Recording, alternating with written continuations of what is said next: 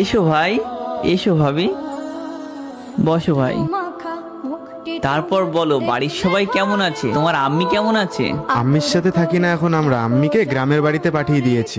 আমি আর আমার ওয়াইফ এখন খুব হ্যাপি আছি। তোমার আম্মিকে গ্রামের বাড়িতে পাঠিয়ে দিয়েছো কেন? রোজ রোজ বউ শাশুড়ির ঝগড়া অশান্তিতে আমি অধৈর্য হয়ে পড়েছিলাম, তার উপরে আবার ওষুধ খরচ দেখভাল করা, অনেক ঝামেলা, তাই গ্রামে পাঠিয়ে দিয়েছি। বছরে একবার যাই, গিয়ে দেখে আসি।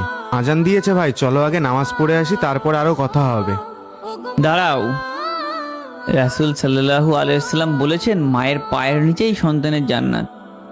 যেই মায়ের গর্ভে তুমি 9 মাস কাটিয়েছো, যার বুকে মাথা রেখে তুমি প্রথম ঘুমিয়েছো, আজ তার বার্ধক্যের সময় তুমি কিভাবে পারলে সেই মাকে আলাদা করে রাখতে? ভাই, তোমার মা যদি তোমার উপরে সন্তুষ্ট না থাকে, তাহলে তুমি যতই নামাজ পড়ো, যতই রোজা রাখো, তোমার নামাজ রোজা কোনো কিছুই আল্লাহর দরবারে গ্রহণযোগ্য হবে না।